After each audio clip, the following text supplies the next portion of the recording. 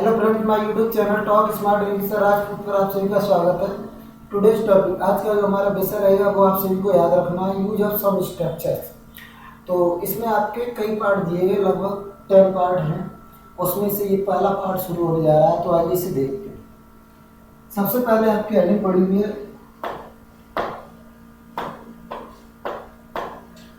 Use of some structures. तो इसमें कितने भाग दिए गए हैं? 10 पार्ट। तो पहला पार्ट देखते हैं, जरा देखिए। इसमें पहले पार्ट में दिया गया इंस्टीड ऑफ, किसका प्रयोग दिया गया? Instead of. कहा गया इंस्टीड ऑफ का अर्थ, कह रहा इंस्टीड ऑफ का प्रयोग, इंस्टीड ऑफ का अर्थ बजाय के स्थान पर होता है। ये कहा गया कि जो आपका हिंदी का वाक्य होगा उसमें बजाय या के स्थान पर लगा होगा, ठीक। तो इन दोनों के लिए आप क्या लगाएंगे? इंस्टीड ऑफ, ठीक। जो हिंदी का सेंटेंस होगा उसमें आपके हिंदी के सेंटेंस में या तो बजाय लगा होगा या के स्थान पर लगा होगा। जब ये चीज़ लगी होगी तो आपको क्या लगाना होगा इनके लिए? Instead of. लेकिन कुछ और भी रूल है। वो क्या कह रहा है? इसका प्रयोग तब किया जाता है जब किसी एक कार्य के स्थान पर दूसरे कार्य को किया जाए। और ये कहा गया इंस्टीड ऑफ का प्रयोग तब करते हैं जब एक कार्य के स्थान पर दूसरे कार्य को किया जाए। अथवा देखिए, जब एक वस्तु के स्थान पर दूसरी वस्तु को चुना जाए तो बाद वाला कर्म पहले लेकर। ये कहा गया है कि जो एक कार्य के स्थान पर दूसरा कार्य किया जाए, या कहा गया एक वस्तु के स्थान पर दूसरी वस्तु को चुना जाए तो बाद वाला कर्म पहले लिख देते हैं। दो कर्म दिए जाएंगे तो बाद वाला कर्म आप पहले लिख दीजिए और फिर क्या लगा दो? इंस्टीड ऑफ, और पहला कर्म बाद में लिख दो। कहने का मतलब इसमें दो वस्तुएं होंगी, ठीक। तो बाद वाली वस्तु पहले लिखनी पड़ेगी, उसके बाद आपको इंस्टीड ऑफ लगाना पड़ेगा, और जो पहली वस्तु होगी वो बाद में लगा देंगे। तो ये आपको याद रखना है, जब हिंदी के सेंटेंस में के स्थान पर या बजाय लगाओ तो इनके लिए इंस्टीड ऑफ लगाएंगे और दो कर्म दिए जाएंगे, ठीक। तो बाद वाला कर्म पहले लिख लो, फिर इंस्टीड ऑफ लगा दो और पहला कर्म बाद में लिख दो, और बाकी जिस सेंटेंस में हो उसी सेंटेंस में बना दो। जैसे दिया गया, राम ने पढ़ने के बजाय खेलना पसंद किया। अब आप देखिए, इसमें दो चीजें हैं, पढ़ना और खेलना। तो कभी कभी वस्तु भी होंगी, कभी कभी क्रियाएं भी होंगी। अगर डबल क्रिया आ रही है तो आप बाद वाली क्रिया पहले लिख लीजिए, फिर इंस्टीड ऑफ लगा दो और पहली क्रिया बाद में लिख दो। अगर दो कर्म आ रहे हैं तो बाद वाला कर्म पहले लिख दो, इंस्टीड ऑफ लगा दो और पहला कर्म बाद में लिख दो, ठीक। जैसे राम ने पढ़ने के बजाय खेलना पसंद किया, तो ये किस टेंस का वाक्य है? पास्ट इंडेफिनिट का पॉजिटिव वाक्य है। तो जब पॉजिटिव वाक्य है तो आप क्या लगाएंगे? बी टू, क्रिया की सेकंड फॉर्म। तो सबसे पहले आप लगा दो राम, क्रिया की सेकंड फॉर्म पसंद करना, लाइक, खेलना। ये बाद वाला कर्म पहले लिख दो, क्रिया बाद वाली पहले लिख दो, प्ले उसमें नाम ही नहीं है तो इसमें आएंगे जो तो प्लेइंग। अब आप के बजाय के लिए क्या लगा देंगे? Instead of, instead of. अब ये कहा गया था जो पहला कर्म हो या वर्ब हो उसे बाद में लिख दो। तो रीड, अब पढ़ना ही नहीं लगा है तो उसमें आएगी जो तो हो जाएगा रीडिंग। तो ये था आपका, ठीक। तो यही ध्यान रखना है कि यदि हिंदी के सेंटेंस में बजाय के स्थान पर लगा है तो उनके लिए आप इंस्टीड ऑफ लगाएंगे। क्या लगाएंगे? Instead of. और जो बाद वाली क्रिया हो या मतलब कर्म हो तो उसे आप पहले लिख दो और फिर इंस्टीड ऑफ लगा दो, और पहला कर्म जो है उसे बाद में लगा दो, ठीक। आगे देखिए बात।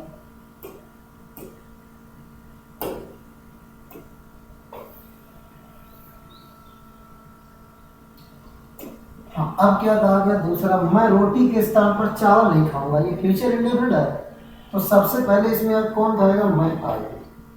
अब फ्यूचर में तो क्या आएगा? सर, ठीक। नहीं के लिए नॉट, खाना लगा दो ईट। अब इसमें देखिए दो कर्म है, एक तो रोटी और एक चावल। तो हमने कहा था बाद वाला कर्म पहले लिख दो, तो राइस, ठीक। उसके बाद आप के स्थान पर या के बजाय क्या लगा दें? Instead of, instead of. और पहला कर्म क्या? रोटी, इसे लगा दो बाद में द ब्रेड, ठीक, द ब्रेड। तो आपका हो गया I shall not eat the rice instead of the bread. अब आप आगे देखिए, आप समझिए आप इसमें। अब नंबर 2 दिया गया है आपका बिसाइड्स, वहां पर क्या था इंस्टीड ऑफ, अब क्या आ गया बिसाइड्स। कहा गया बिसाइड का प्रयोग, बिसाइड का अर्थ अतिरिक्त होता है, ठीक? उधर आपका था इंस्टीड ऑफ, उसकी हिंदी क्या थी के बजाय के स्थान पर, और इसमें क्या आ गया अतिरिक्त होता है, तथा इसके साथ भी की अंग्रेजी नहीं है, भी की अंग्रेजी लिखने की आवश्यकता नहीं होती। इसमें जो भी शब्द दिया जाएगा हिंदी की सेंटेंस में, उस भी के लिए आप कुछ नहीं लगाएंगे, ठीक? क्योंकि कुछ वाक्यों में भी के लिए आपकी 3 स्पेलिंग होती है, इवन ऑल्सो टू। ये हम आपको पढ़ा चुके हैं, आप देख लेना वो वीडियो, ठीक? तो जब किसी एक कार्य के अतिरिक्त दूसरे कार्य को भी किया जाए तब इसका प्रयोग होता है। अब आपने देखा होगा उसमें एक कार्य के स्थान पर दूसरा कार्य चुना जाता था, इसमें वो ये कह रहा है एक कार्य के अतिरिक्त दूसरा कार्य किया जाए। एक काम के अतिरिक्त उसमें दोनों कार्य कर लिए जाते थे, इसमें एक काम के अतिरिक्त दूसरा कार्य किया जाए। उसमें क्या था कि मैं रोटी के स्थान पर चावल खाऊंगा, इसमें क्या कि एक कार्य के अतिरिक्त दूसरा भी कार्य किया जाए, एक कार्य है ही और एक और कर दिया जाए, तो ये स्थिति होगी। तो आप क्या लगाएंगे बिसाइड्स।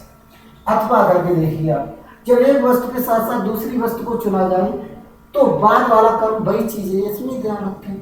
तो बाद वाला कर्म लगा के और क्या लगा दो बिसाइड्स, ये किसकी अतिरिक्त का प्रयोग करके पहला कर्म बाद में, और बस वही है, सिर्फ हिंदी चेंज हो गई, उसकी जगह इंग्लिश।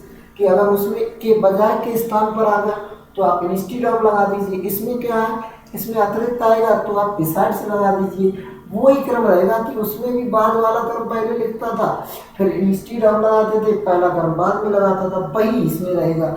आप इसमें क्या करेंगे, सबसे पहले बाद वाला क्रम लगा देंगे और वो बिसाइड्स लगा करके पहला क्रम बाद में लिख देंगे, और बाकी जिस टेंस का हो उसी टेंस में बना दीजिए आप। जैसे रेखा ने कलमों के अतिरिक्त पुस्तकें भी खरीदी, कहने का उसने कलमें खरीदी और क्या खरीदी पुस्तकें, और उसमें एक कार्य के स्थान पर दूसरा कार्य किया जाता था। जैसे हम कोई कार्य चुने बैठे थे और वहां पहुंचे, मेरा मन हट गया, मैंने दूसरा चुन लिया। कि मैंने सोचा था पेन खरीदेंगे, जब वहां पहुंचे दुकान पे तो बोला कि मैं पेन के बजाय पुस्तक खरीदूंगा, मेरा मन बदल गया।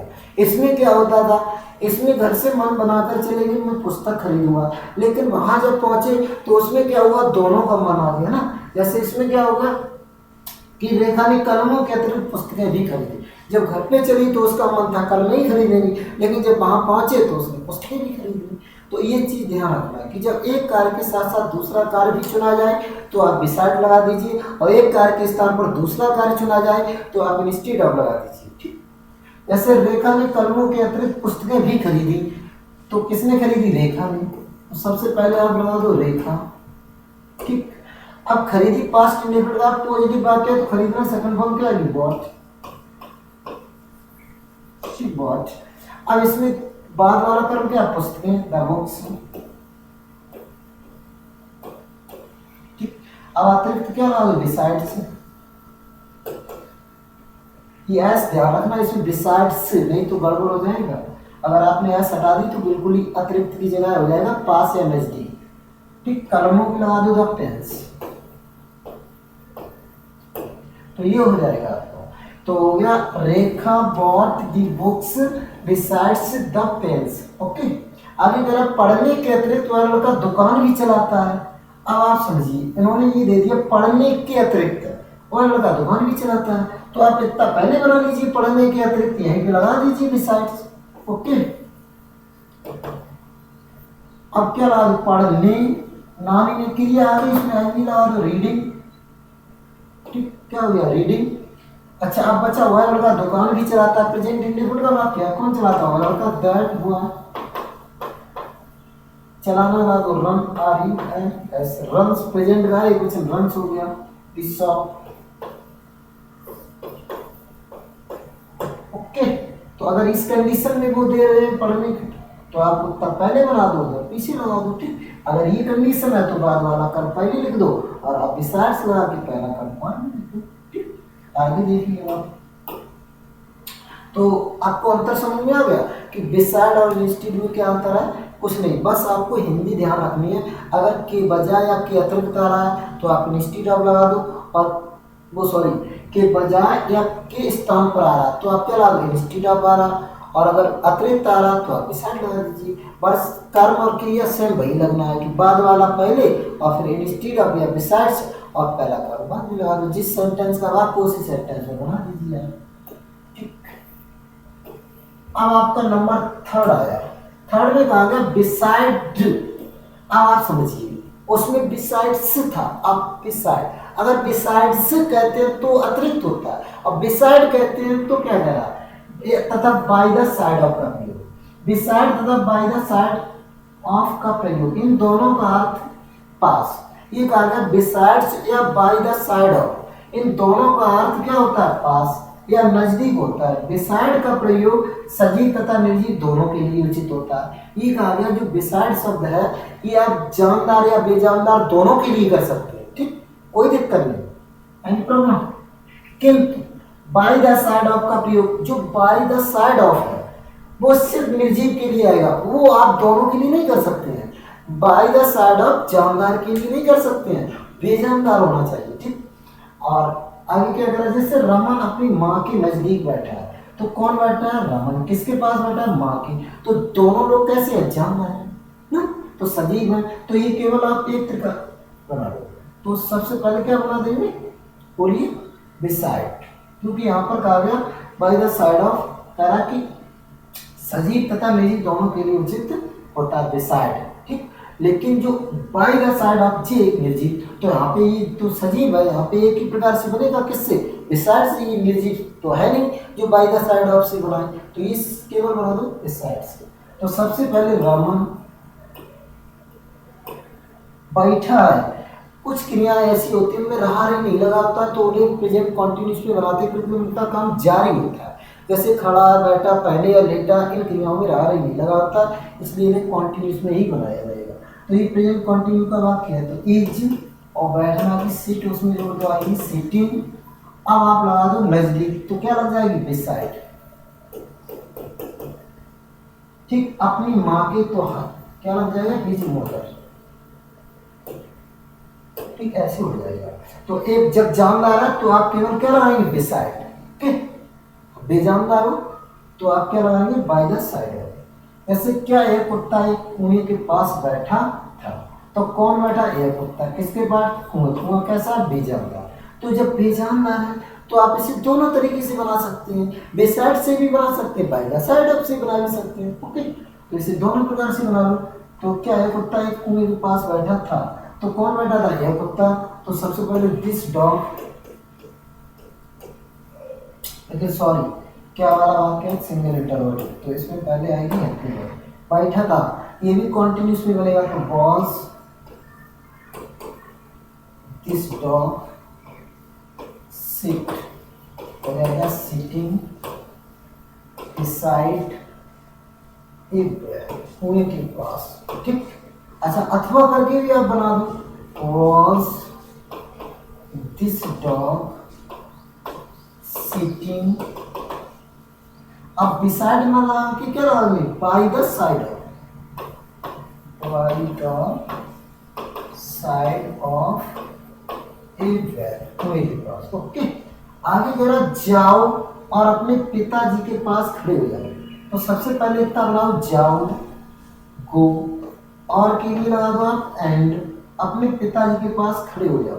तो खड़े होना क्या लगा दो, स्टैंड। स्टैंड, खड़े होना क्या लगे, स्टैंड। अब क्या बचा, पास, तो पास की क्या लगे, बिसाइड।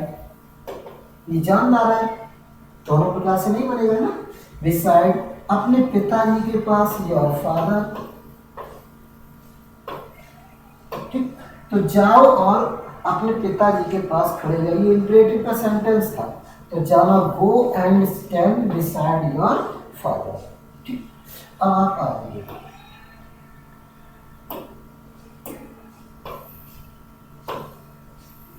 तो ये पार्ट आपका खत्म हो गया।